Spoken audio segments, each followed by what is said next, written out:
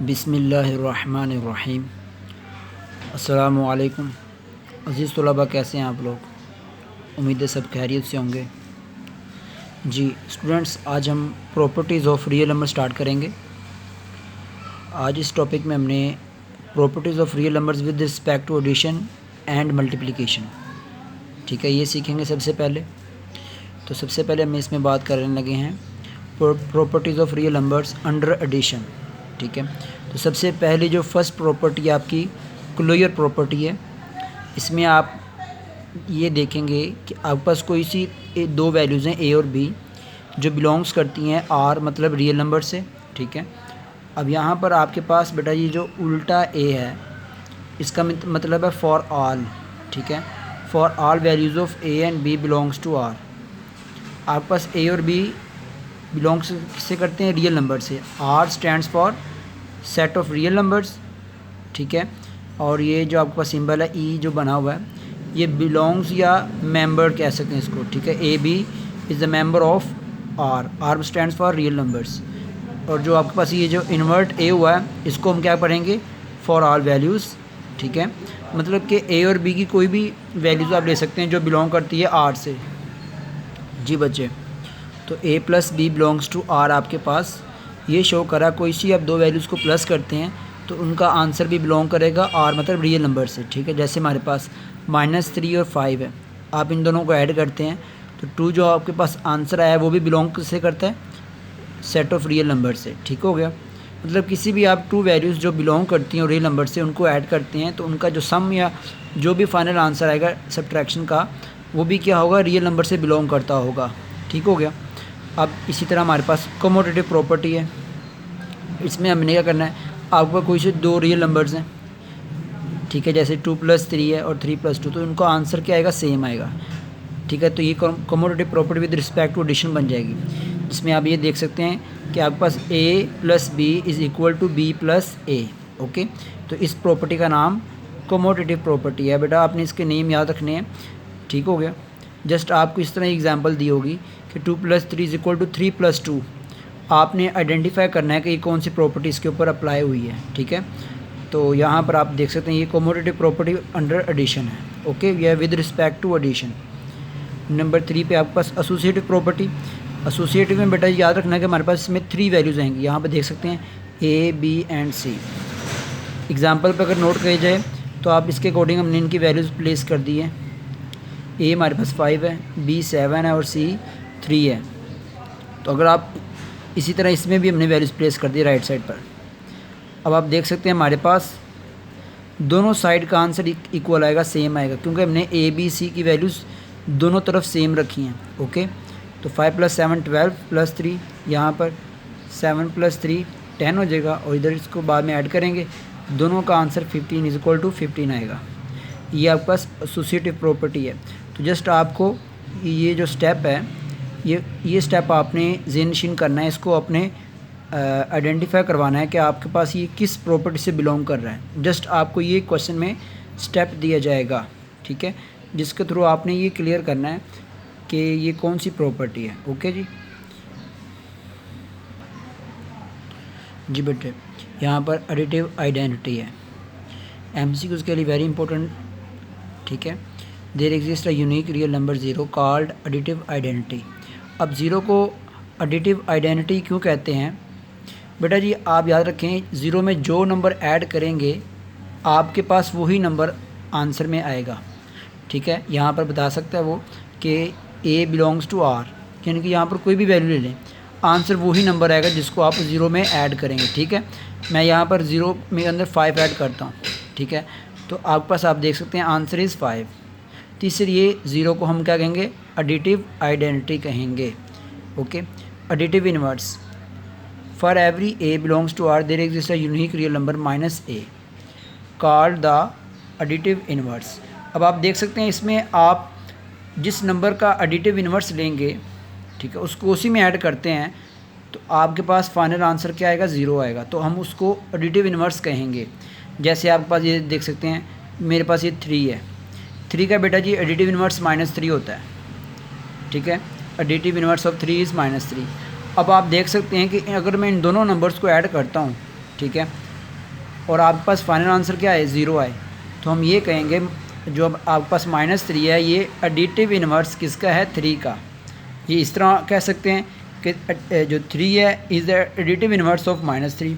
ठीक है, ये एक दूसरे के एडिटिव इन्वर्स हैं, क्योंकि जब इसको आप ऐड करेंगे तो आपका फाइनल आंसर क्या आएगा, 0 आएगा। ठीक है, जो ये शो करता है ये एक दूसरे के एडिटिव इन्वर्स हैं।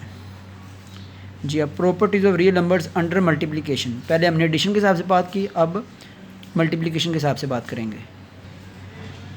जी बच्चे, तो अंडर मल्टीप्लिकेशन का हम काम स्टार्ट करेंगे। सबसे पहले क्लोजर प्रॉपर्टी, आपके पास ए और बी का प्रोडक्ट क्या हुआ, बिलोंग्स टू आर, और ये आपको बताया जा रहा है कि A and B belongs to R, मतलब real numbers, set of real numbers, जितनी भी वैल्यूज़ हैं, for all values of A and B belongs to R. आप कोई भी दो वैल्यूज़ का प्रोडक्ट लेते हैं, जैसे मेरे पास -3 एंड 5 है। ठीक है, तो यहाँ पर ये आपको इस प्रॉपर्टी में क्लियर किया जा रहा है, तो जो भी दो नंबर्स आपके पास मौजूद हैं उनका प्रोडक्ट वो भी बिलोंग कैसे करेगा, सेट ऑफ रियल नंबर से, अगर वो जो खुद नंबर्स हैं ए एंड बी वो भी आर मतलब रियल नंबर से बिलोंग करते हों। ठीक है, जैसे -3 था 15, -3 5 ज़ा -15 आएगा, तो आपके पास ये भी एक रियल नंबर है। ओके, आपके पास यहाँ पर ये आपने प्रूव कर दिया। कमोडेटिव प्रॉपर्टी में बेटा जी हमारे पास A B is equal to B A, आप कोई सी दो वैल्यूज़ ले लेते हैं, मसलन मैं कहता हूँ 5 और 3, ये 2 वैल्यूज़ हैं। ठीक है, तो आपके पास ए बी की जब वैल्यू आप प्लेस करते हैं, मतलब 5 3, तो आंसर आता है 15। लेकिन जब आप बी ए करते हैं तब भी आप देख सकते हैं 3 5 ज़ा 15, आंसर सेम आएगा। ठीक है, ये आपने यहाँ पर ये सीखना है। अब ये फ्रैक्शन वाले क्वेश्चन में आप देख लें, मेरे पास फर्स्ट वैल्यू ए 1/3 और बी 3/2 है, तो यहाँ पर आप देख सकते हैं हमारे पास 3 3 से कट जाएगा, यहाँ पर 3 3 से कट जाएगा, तो आंसर इज़ 1/2।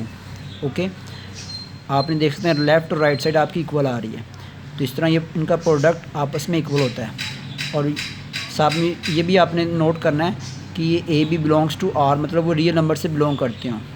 ठीक है, अब फर्दर आपके पास एसोसिएटिव प्रॉपर्टी, इस प्रॉपर्टी में लास्ट में हमने बात की थी कि 3 वैल्यूज़ आपके पास आएंगी। ठीक है, ए बी एंड सी। अब बेटा जी आपके पास इन 3 वैल्यूज़ को आप देख सकते हैं उसने अरेंज किस तरह किया। यहाँ पर पहले ए बी का प्रोडक्ट इसको हम ओपन करेंगे और राइट साइड में बी सी के प्रोडक्ट को पहले ओपन करेंगे। ठीक है, हमने 2 3 एंड 5 ये 3 वैल्यूज़ ए बी सी की जगह पर ले ली हैं। ठीक है, अब इसके अंदर हम नई वैल्यूज प्लेस करते हैं। जब प्लेस की तो हमारे पास फाइनल आंसर 30 आ रहा है। ठीक है, तो ये 30 जो आंसर आपका बेटा जी, ये आपके पास दोनों इक्वेशन को ये कह रहा है कि दोनों इक्वल इक्वेशंस हैं। ठीक है, आपके पास दोनों left side is equal to right side ये शो कर रहा है। ओके जी, बस आपने ये पॉइंट आउट करना है कि क्वेश्चन जब आपको एमसीक्यू टाइप की क्वेश्चन हैं, तो जब आपको ये क्वेश्चन आएंगे तो आपने जस्ट इस टाइप को देखना है कि आपके पास ये इसके ऊपर कौन सी प्रॉपर्टी इम्प्लीमेंट है। ठीक है, कौन सी प्रॉपर्टी अप्लाई हुई है, आपने उसका नेम आइडेंटिफाई करवाना है। तो ये आप देख सकते हैं इस प्रॉपर्टी को देखकर 3 वैल्यूज़ हैं, तो एसोसिएटिव अंडर मल्टीप्लिकेशन। ओके, ये एग्जांपल के तौर पर आगे सब फर्दर सोल्यूशन कर दिया ताकि आपको यकीन हो जाए कि इसकी left side is equal to right side, दोनों साइड का आंसर सेम आता है। मल्टीप्लिकेटिव आइडेंटिटी, यहाँ पर आप देख सकते हैं unique real number 1 is called multiplicative identity. आप बेटा जी 1 को मल्टीप्लिकेटिव आइडेंटिटी क्यों कहते हैं, आप देख सकते हैं 1 को जिस नंबर से भी मल्टीप्लाई करेंगे वही नंबर आपके पास आंसर में आएगा। यहाँ पर आप देख सकते हैं 2 1 ज़ा 2 या 1 2 ज़ा 2। आप 3 को 1 से मल्टीप्लाई करें तो 3 आएगा, 4 को करें 4 आएगा, तो इसलिए 1 को हम क्या कहेंगे, मल्टीप्लिकेटिव आइडेंटिटी, और 0 को हमने ऊपर जो पढ़ा उसका नाम क्या था, एडिटिव आइडेंटिटी। अब फर्दर आपके पास मल्टीप्लिकेटिव इनवर्स। ठीक है, तो यहाँ पर आपको ये बताया जा रहा है कि आपके पास for every non zero real number, पहली कंडीशन बता दी कि नॉन ज़ीरो नंबर होना चाहिए। ठीक हो गया, ज़ीरो के अलावा there exist a unique real number A inverse और 1/a called multiplicative inverse of A. मतलब कि ए का अगर मैं कहता हूँ मल्टीप्लिकेटिव इनवर्स क्या है, तो आपने इस नंबर को इन्वर्ट कर देना है। ठीक है, यानी कि हमारे पास ये ए नंबर है तो इसको मल्टीप्लिकेटिव इनवर्स 1/a भी हो सकता है और ए इनवर्स भी हो सकता है। इसको ए की power a to the power of -1 पढ़ेंगे। ठीक है, अब यहाँ पर फर्दर एग्जांपल में आते हैं। आपके पास यहाँ पर ये क्लियर किया जा रहा है कि a into A inverse is equal to 1 and A inverse into A. दोनों एक दूसरे के ऑपोजिट हैं, ठीक है, इन्वर्ट हैं एक दूसरे के। तो यहाँ पर इसको जब मैं ओपन करूँगा तो ए से कैंसिल आउट हो जाएगा और आपके पास फाइनल आंसर क्या आ जाएगा 1, ठीक है। तब हम इसको मानेंगे ये एक दूसरे के मल्टीप्लिकेटिव इन्वर्स हैं जब इनका आंसर इज इक्वल टू किसका है 1 क्या है, ठीक है। जैसे हमारे पास ये 5 है, 5 का मल्टीप्लिकेटिव इन्वर्स क्या होगा 1/5। तो जब इसको मैं प्रोडक्ट फाइंड करूँगा इनका तो आंसर 1 आ गया, आप देख सकते हैं कट जाएगा हमारे पास, यहाँ पर कैंसिलिंग हो जाएगी 5 इंटू ये जो 1/5 से कटिंग हो जाएगी तो फाइनल आंसर 1 आ जाएगा, ठीक है। इस तरह हम ये कह सकते हैं 5 and 1/5 are multiplicative inverse of each other. Okay हो गया। यहाँ पर आप ये पॉइंट भी नोट कर लें कि अगर आप उसी नंबर का डबल इन्वर्ट लेते हैं, डबल इन्वर्स लेते हैं, डबल मल्टीप्लिकेटिव इन्वर्स लेते हैं तो वो खुद नंबर ही आएगा। ओके, ये पॉइंट भी आपने ज़हन नशीन कर लेना है। ओके बेटा जी, आपने बस इस स्टेप को याद रखना है कि ये स्टेप क्या शो कर रहा है, मल्टीप्लिकेटिव आइडेंटिटी को शो कर रहा है, ठीक है, जब इनका आंसर 1 के इक्वल आएगा। ओके, ये पॉइंट आपने ज़हन नशीन रखना है बस। जी बच्चे, multiplication is distributive over addition and subtraction. अब आपके पास एडिशन और सब्ट्रैक्शन के हिसाब से आपने डिस्ट्रीब्यूटिव प्रॉपर्टी को सीखना है, ठीक है। इसके लिए आपने पहले लेफ़्ट डिस्ट्रीब्यूटिव लॉ समझेंगे जी, और ये राइट डिस्ट्रीब्यूटिव लॉ है। दोनों की पहचान आपने ज़हन नशीन कर लेनी है, ठीक है। लेफ़्ट में आपने a इंटू बी प्लस सी और राइट में a प्लस बी इंटू सी, ठीक है। उसी हिसाब से आपने फिर इनको ओपन करना है ब्रैकेट्स, यहाँ से आपको क्लियर हो जाएगा लेफ़्ट कौन सा और राइट कौन सा। अब इनकी एग्जांपल हम नोट कर लेते हैं। लेट हमारे पास a, b and c 2, 3 and 5 ये नंबर्स हैं जो कि बिलोंग्स करते हैं r से, रियल नंबर से। अब इनके हम इनके प्लेस करते हैं, ठीक है। 3 + 5 b और c की वैल्यू प्लेस की जगह पर हमने प्लेस किया और a की जगह पर हमने 2। इसी तरह राइट हैंड साइड पे हम प्लेस करेंगे। आपके पास बेटा जी आंसर तो इक्वल आएगा, लेकिन आपने इस स्टेप को ज़हन नशीन रखना है, मैंने पहले क्लियर किया है। आपको जब एग्ज़ाम में कोई भी MCQ टाइप क्वेश्चन आएगा तो इस टाइप का क्वेश्चन दिया होगा, ठीक है, या तो वो खुद ही प्रॉपर्टी आपके पास आ जाएगी, ठीक है। अगर वो प्रॉपर्टी नहीं तो उसकी एग्ज़ाम्पल, उस टाइप की एग्ज़ाम्पल आ जाएगी आपके पास, जैसे ये आप देख सकते हैं। तो आप इसको नोट करके बता सकते हैं ये कौन सा डिस्ट्रीब्यूटिव लॉ है, over addition left distributive law है, ठीक है। ये पॉइंट आपको याद रखना है। इसी तरह राइट का भी आपने ये क्लियर कर लेना कि राइट का किस तरह का होगा। आप देख सकते हैं a प्लस बी के ऊपर ब्रैकेट लगी होगी, तो ये हमारे पास जब c राइट साइड पर मौजूद होगा तो हम उसको कहेंगे ये राइट डिस्ट्रीब्यूटिव लॉ। ये ज़हन नशीन रखने के लिए आपको एक पॉइंट बताया है, ठीक है। तो इसी तरह आप नेगेटिव की तरफ आते हैं। तो multiplication is distributive over subtraction. Okay, अब सब्ट्रैक्शन में हमारे पास लेफ़्ट डिस्ट्रीब्यूटिव लॉ क्या है, a इंटू बी माइनस सी यहाँ पर आएगा और इसी तरह इसको ओपन करेंगे। राइट में क्या करेंगे a माइनस बी इंटू सी, ठीक है। इसी तरह इसको ओपन कर लेंगे। अभी एग्जांपल भी नोट कर लें। तो यहाँ पर इनकी वैल्यू सबसे पहले प्लेस करते हैं, ठीक है। जैसे आपके पास ये लॉ है उसी तरह हम इसको ओपन करेंगे। तो 5 - 3 2 आएगा, 2 2 ज़ा 4, 2 5 ज़ा 2 3 ज़ा, ये 10 - 6 इज़ 4। लेफ़्ट टू राइट आप देख सकते हैं वैल्यूज़ इक्वल आ गए हैं। जस्ट आपने इस स्टेप को क्या करना है, ज़हन नशीन करना है कि आपके पास ये शो क्या कर रहा है, left distributive law over subtraction. Okay, ये पॉइंट जो नोट दैट है ये वेरी इंपॉर्टेंट फॉर MCQs, इसका मीन है फॉर ऑल, ठीक है।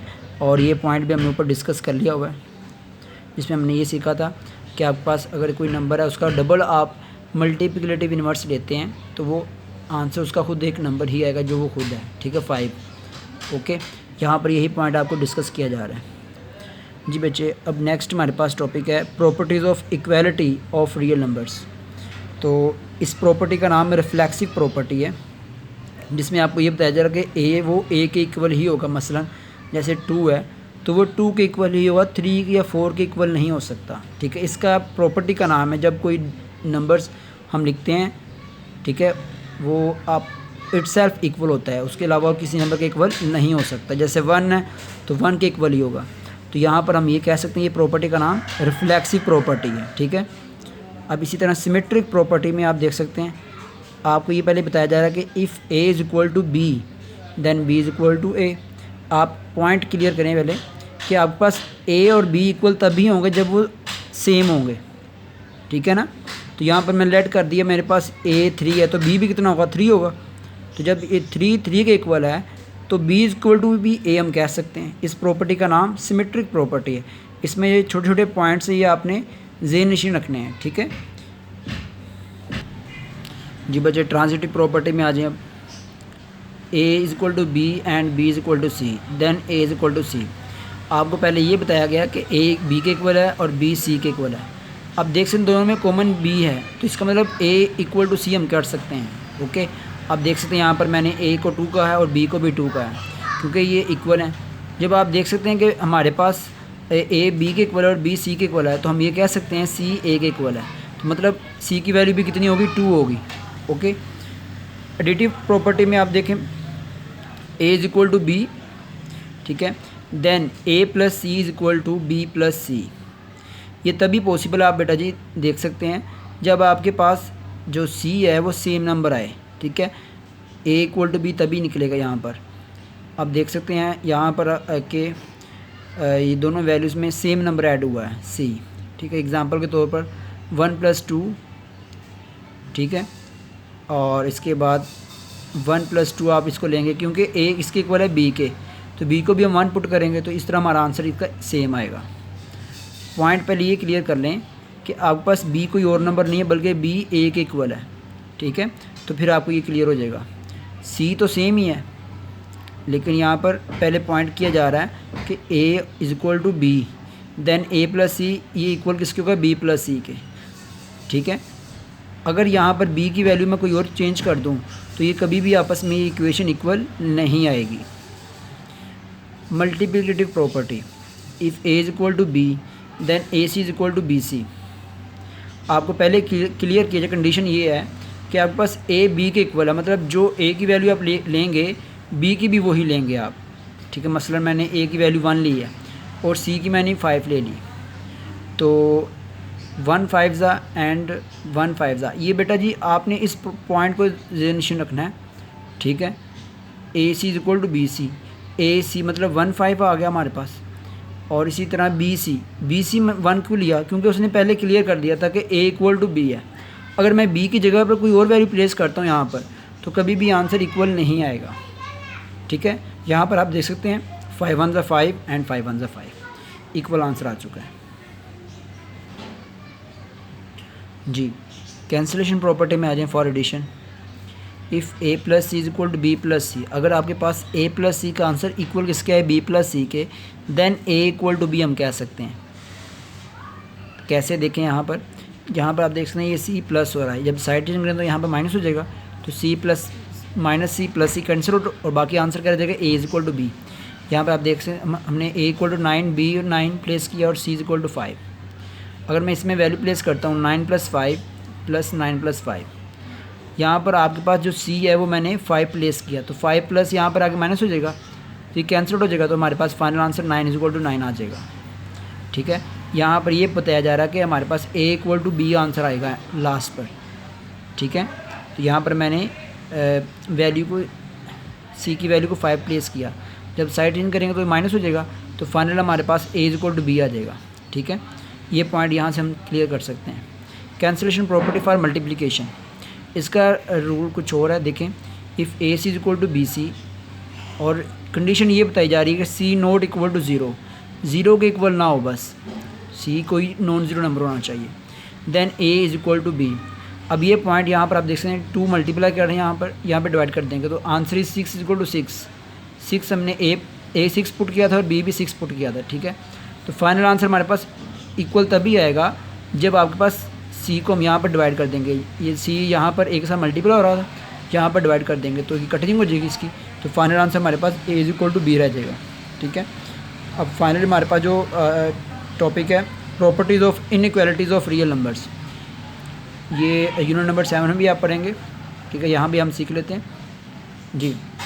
तो ट्राइकोटोमी प्रॉपर्टी में आप सबसे पहले ये क्लियर कर लें कि 3 कंडीशन होती हैं किसी भी 2 नंबर्स की। जैसे हमारे पास A smaller than B, A is equal to B और ए ग्रेटर देन बी।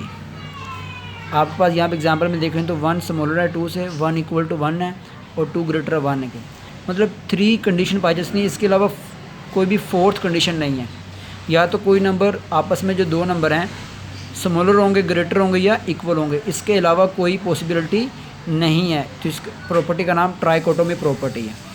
ठीक है, मतलब ट्राई से मुराद यहाँ पर लेंगे 3 कंडीशंस। ठीक है, ट्राई से इसलिए हमने इसका नाम रखा trichotomy property. Next transitive property में बेटा जी, तो ट्रांजिटिव प्रॉपर्टी आपके पास पॉइंट ए में क्या शो कर रही है, आपके पास A smaller than B and B smaller than C implies that आपके पास आंसर कंक्लूजन क्या होगा, ए स्मॉलर देन सी।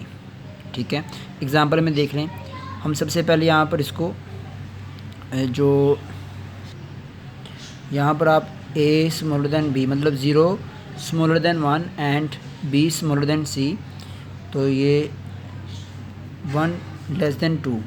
ठीक है, तो यहाँ पर आप देख सकते हैं, हम यहाँ पर ये कह सकते हैं कि 0 लेस देन 2 हो सकता है। ठीक है, ये हमारे पास ट्रांजिटिव प्रॉपर्टी है। इस प्रॉपर्टी का नेम ट्रांजिटिव प्रॉपर्टी, आपने ये पॉइंट क्लियर कर लेना है। ठीक है, आपके पास ये जो ए पॉइंट है, ये कंडीशन है, इस तरह ही आएगी, आपने इसका नेम बताना होगा कि कौन सी प्रॉपर्टी है, तो इसका नाम ट्रांजिटिव प्रॉपर्टी है। ठीक है, और ये इनइक्वालिटीज़ के अंदर आएगी। ओके हो गया। अब इसी तरह हमारे पास इसका पॉइंट बी में आ जाए, A greater than B and B greater than C. अगर ए किसी ग्रेटर हो बी से और बी ग्रेटर हो सी से, मतलब हमारे पास ये वैल्यूज़ हैं 2 ग्रेटर 1 है के, ठीक है, एंड 1 ग्रेटर देन 0, तो फाइनली हम ये कह सकते हैं 2 ग्रेटर देन 0। ये हमें पॉइंट यहाँ पर एग्जांपल से क्लियर हो गया है। ठीक है, जब हमें ये पॉइंट क्लियर हो गया तो हम फाइनली हम कह सकते हैं कि ए ग्रेटर देन सी, क्योंकि यहाँ पर हमें ये कंडीशन क्लियर है। ओके हो गया, ये पॉइंट आपको इस तरह आएगा। जी बच्चे, एडिटिव प्रॉपर्टी आपके पास, इसको ज़रा फेंट है तो हम रजिस्टर पे काम कर लेते हैं इसके लिए। जी बच्चे, एडिटिव प्रॉपर्टी में पॉइंट ए आपके पास क्या है, ये पहले क्लियर कर लें कि ए लेस देन बी है। ठीक है, implies that A plus C less than B plus C. आप एग्जांपल में इसकी तरफ आए, वैल्यूज़ हम प्लेस करते हैं, तो मैंने ए को 1 पुट किया और सी को 0। ठीक है, बी की वैल्यू 2 पुट की है और सी यहाँ पर जो 0 पुट किया वो यहाँ पर पुट करेंगे, तो इसका जो आंसर हमारे पास मौजूद है, ठीक है, 1 आएगा और यहाँ पर 2 आएगा। तो आप देख सकते हैं 1 क्या होता है, लेस देन 2 होता है। तो ये हमारा पॉइंट क्लियर हो गया। ठीक है, आपने बेटा जी ये क्लियर करना है कि जब आप कह सकते हैं कि कोई एक वैल्यू एक है, ए है, ठीक है, वो स्मॉलर है बी से, कोई भी वैल्यू हो सकती है बी की। ठीक है, तो आप ए और बी में जो भी नंबर ऐड करेंगे हमेशा उसका आंसर उसी तरह ही रहेगा। ठीक है, इस एडिटिव प्रॉपर्टी में आपने ये पॉइंट क्लियर कर लिया। ओके, आप इस तरह भी देख सकते हैं, उसको इंटरचेंज कर दें थोड़ा सा, सी प्लस ए कर दें या सी प्लस बी, फिर भी हमारे पास पॉइंट वही रहेगा कि ए अगर स्मॉलर है बी से तो वो स्मॉलर ही रहेगा, चाहे शर्त ये कंडीशन ये है कि दोनों साइड में आपने ए और बी में सेम नंबर ऐड करना है। मतलब मैंने 0 ऐड किया तो कोई फैक्ट नहीं पड़ा, ए में अभी भी क्या है, स्मॉलर है बी से। फाइनल आंसर में हम ये शो कर सकते हैं, ये हम देख सकते हैं, ऑब्ज़र्व कर सकते हैं। ठीक है, पॉइंट बी में आ जाए बेटा जी, तो आपके पास ए ग्रेटर है बी से। अब ए और बी में दोनों साइड पर सेम नंबर आपने ऐड कर लिया, फिर भी रिज़ल्ट में कोई फ़र्क नहीं पड़ा, फिर भी हमारे पास जो ए हमने 2 पुट किया था और बी 1 पुट किया था, अभी भी उसका आंसर सेम वही क्लियर नज़र आ रहा हमें। हम इसको ऑब्ज़र्व कर सकते हैं कि हमने साइड ए में सी ऐड किया और बी में भी सी ऐड किया, लेकिन कोई फ़र्क रिज़ल्ट में नहीं पड़ा। ठीक है, कंडीशन बस एक ही है कि आपने दोनों तरफ सेम नंबर ऐड करना है। ओके, अब यहाँ पर आप अगर सी प्लस ए करते हैं तभी हमारा रिज़ल्ट में कोई फ़र्क नहीं पड़ेगा। जी बच्चे, मल्टीप्लिकेटिव प्रॉपर्टी में आ जाए, आपको यहाँ पर ये पॉइंट क्लियर कर दिया कि A B C for all values belongs to R, मतलब real numbers, and C greater than 0। C greater है 0 से, मतलब 0 से बड़ी वैल्यूज़, मतलब +1 +2 +3 इस तरह की वैल्यूज़ लेनी प्लस में। ठीक है, स्मॉलर वैल्यूज़ की बात नहीं की और ना ही ये कहा गया कि सी को आपने लेट करना इक्वल करना है 0 के। ठीक है, तो यहाँ पर पॉइंट अब आते हैं, फर्स्ट पॉइंट में क्या शो कर रहा है, ए ग्रेटर देन बी।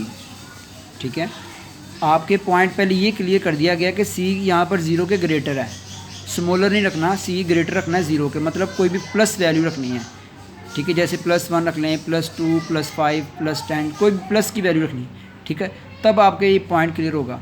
तो ए ग्रेटर देन बी, ठीक है, ये ए ग्रेटर होगा बी से, मतलब 3 ग्रेटर है 2 से। तो आगे भी बताया जा रहा है कि ए सी का जो प्रोडक्ट होगा वो भी ग्रेटर होगा बी सी के। ठीक है। A C is greater than B C. आप देख सकते हैं मैंने C1 प्लेस किया हुआ है, तो यहाँ पर 3 1 3 2 1 2, तो यहाँ आप देख सकते हैं 3 में हमें जो आंसर मिला वो ग्रेटर आया। अब अगर इसकी तरफ आएँ तो हमारे पास अगर मैं ये कह दूँ कि ए स्मॉलर है बी से, ठीक है, तो इसका जो आंसर होगा ये भी क्या होगा, स्मॉलर ही आएगा ए सी का देन बी सी। कंडीशन क्या बता रही है कि सी ग्रेटर होगा 0 के, तब ये पॉइंट क्लियर है। अगर यहाँ पर सी की वैल्यू नेगेटिव प्लेस करते हैं तो ये इम्प्लीमेंट नहीं होगा, ये वर्किंग जो हम ये कर रहे हैं, ये फिर इसके इन्वर्ट हो जाएगा काम, जो हम इसको लेसर कर रहे हैं वो ग्रेटर हो जाएगा, ठीक है। तो आप यहाँ पर एग्जांपल में देख सकते हैं हमने A2 प्लेस किया और B को 3, 2 हमें पता है कि लेस होता है 3 से, ठीक है। अगर मैं इसके साथ कोई भी वैल्यू प्लेस करता हूँ, ठीक है, यहाँ पर C की मैंने 1 प्लेस कर दिया, दोनों तरफ आप देख सकते हैं मल्टीप्लाई करने के बाद भी आपके आंसर में कोई फ़र्क नहीं पड़ा। ए की वैल्यू बदस्तूर क्या है, स्मॉलर है किससे, 3 से, ओके, इसमें कोई चेंज नहीं आया जी। मल्टीप्लिकेटिव प्रॉपर्टी की हम बात कर रहे थे, अब इसी में पॉइंट बी है, लेकिन यहाँ पर कंडीशन ये बता दी उसने कि ये यहाँ पर सी स्मॉलर है किससे, 0 से, मतलब 0 के इक्वल भी नहीं बल्कि नेगेटिव वैल्यूज़ यहाँ पर, ठीक है। सी की वैल्यूज़ क्या है, नेगेटिव, ओके, ये कंडीशन में बता रही है। अब इसमें हम ये देख लें, हम ये कह दें कि ए जो है ग्रेटर है बी से, मतलब +3 ग्रेटर दैन +2। अब जब आप ए सी और बी सी को अब देखते हैं तो यहाँ पर सी चूँकि क्या है, लेस देन 0 है, नेगेटिव वैल्यू है, तो यहाँ पर पॉइंट ही जो पीछे हम कह रहे थे वो ग्रेटर ही होगा, जैसे हम यहाँ पर कह रहे थे कि A C is greater than B C, लेकिन यहाँ पर हम देख सकते हैं 0 के लेस देन वैल्यू हमने प्लेस करनी है, मतलब नेगेटिव वैल्यू, तो इसका आंसर इन्वर्ट आएगा। तो आप देख सकते हैं जब वैल्यू प्लेस करते हैं सी की वैल्यू माइनस प्लेस करनी है। क्यों माइनस करनी है, क्योंकि हमारे पास कंडीशन बता रही है, ठीक है, कि सी लेस देन 0 है, तो जब हमने वैल्यू प्लेस की -3 है, आंसर यहाँ पे -2 है। आप बता सकते हैं कि -2 क्या होता है, हमेशा नेगेटिव वैल्यू जितनी स्मॉलर होगी उतनी ग्रेटर होगी माइनस वैल्यू से, जितनी वो ग्रेटर वैल्यू भी मौजूद होगी, ठीक है। मतलब -3 हमारी ग्रेटर वैल्यू है, +3 हो तो ये ग्रेटर है, ठीक है, अगर यहाँ पे +2 हो तो। लेकिन यहाँ पे नेगेटिव वैल्यू जितनी वैल्यूज़ आपके पास यहाँ पर नेगेटिव आएंगी ग्रेटर हों, मतलब 3 हमारे पास ग्रेटर नंबर है 2 से, तो यहाँ पर माइनस लग जाएगा तो ये स्मॉलर हो जाएगा। मसला अगर मैं ये कहूँ -1 और -2, तो ग्रेटर कौन सा होगा, -1, और -2 -1 से स्मॉलर होगा। यहाँ पर ये पॉइंट हमें डिस्कस किया जा रहा है, तो ये पॉइंट आपने क्लियर कर लिया। जब आपके पास सी लेस देन 0 होगा तब ये पॉइंट आपने क्लियर करना है, ठीक हो गया। अब इसी तरह इसका second point A less than B है, मतलब 2 लेस देन 3 है, तो आपके पास यहाँ पर इसका ए सी का प्रोडक्ट क्या होगा, इन्वर्ट हो जाएगा, वो ग्रेटर हो जाएगा, ठीक है, बी सी के। तो यहाँ पर -2 आएगा और यहाँ पर देख सकते हैं -3, तो -2 इज़ ग्रेटर देन -3, ठीक है। ये मल्टीप्लिकेटिव इन्वर्ट जो प्रॉपर्टीज़ है ये इंपॉर्टेंट है फॉर MCQs, ये कंडीशन के तौर पर आपने याद रखना होता है, ठीक है। फिर हमें क्लियर हो जाता है कि यहाँ पर इनका जो प्रोडक्ट का आंसर ग्रेटर होगा या स्मॉलर होगा, कंडीशन से क्लियर हो जाएगा हमें, ठीक है। अगर कंडीशन कुछ और है तो यहाँ पर आंसर भी कुछ और आएंगे जी। बेटा last property multiplicative inverse property, यहाँ पर आपको ये क्लियर कर दिया, पहले कंडीशन बता दी है कि A और B नॉट इक्वल टू 0, ठीक है। अब यहाँ पर आपको बताया जा रहा है कि A लेस देन B है, ठीक है। तो आपके पास ये इफ़ एंड ओनली इफ़, इसका मतलब इसका जो नेम है डबल एरो का, इसका मीन क्या है, if and only if 1/A is greater than 1/B। यहाँ पर आपको ये क्लियर कर दूँ, एग्ज़ाम्पल के तौर पर देखें कि A मेरे पास 5 और B 10 है, तो हम ये कह सकते हैं कि 5 लेस देन 10, ठीक है। लेकिन जब इसको हम इन्वर्ट कर देंगे इनको, ठीक है, 5 का और 10 को हम 1/, फॉर्म में लिखेंगे, तो आपके पास इनके जो आंसर्स हैं, ठीक है, वो 1/5 जो स्मॉलर नंबर है उसका ग्रेटर होगा, ठीक है, और ये जो ग्रेटर नंबर है उसका स्मॉलर आंसर आएगा। आप देख सकते हैं 1/5 का आंसर क्या है, 0.2, और 1/10 का आंसर 0.1 है, तो 0.2 हमें पता ग्रेटर है, ठीक है। अब ये पॉइंट हमें क्लियर हो गया कि आपके पास कोई से भी दो नंबर्स हैं, ठीक है, जैसे हमारे पास ये 5 और 10 है, तो 10 बेशक ग्रेटर है, लेकिन जब इसको डिवीजन में ले आएंगे हम 1/, की फॉर्म में ले आएंगे, फ्रैक्शन फॉर्म में ले आएंगे, ठीक है, तो वो नंबर उतना ही स्मॉलर हो जाएगा, ठीक हो गया। और जो स्मॉलर नंबर है वो उसका आंसर क्या है, ग्रेटर आएगा। अब यहाँ पर देख सकते हैं A ग्रेटर है B से, मतलब 10 ग्रेटर देन 5, तो 1/a का आंसर क्या आएगा, स्मॉलर आएगा, क्योंकि हमारे पास 10 क्या है, ग्रेटर नंबर है 5 से। तो जो ग्रेटर नंबर होगा जब डिवीजन में जाएगा उसका आंसर उतना स्मॉलर हो जाएगा, ठीक है, लेसर हो जाएगा। तो 1/5 आप देख सकते हैं इसका आंसर 0.2 और इसका 0.1 है, ठीक है। तो बेटा जी ये प्रॉपर्टीज़ हैं, इनकी एग्जांपल के थ्रू प्रैक्टिस होती है और इसी तरह इसकी एग्जांपल के थ्रू ही आपने इसको आइडेंटिफाई करना होता है, ठीक है। मसलन ये हमारे पास ये जो एग्जांपल हमें नज़र आ रही है यहाँ पर, तो ये इसको हम देखकर बताना है कि ये प्रॉपर्टी इसके ऊपर कौन सी अप्लाई हो रही है। तो ये प्रॉपर्टी का नाम क्या है, मल्टीप्लिकेटिव इन्वर्स प्रॉपर्टी, ठीक है। अब आपने जो इसकी एक्सरसाइज है 2.3 सॉरी बेटा 2.2 है, ठीक है। तो इस एक्सरसाइज को आपने खुद सॉल्व करना है, इनके नेम्स आपने बताने हैं, इसमें जस्ट आपने ये वर्किंग करनी है, यही आपका आज का होमवर्क है। और क्लास वर्क में आपने जितनी भी प्रॉपर्टी सीखी हैं ये सारी आपने इसकी प्रैक्टिस करनी घर में बैठ के, ठीक हो गया। अल्लाह हाफिज़।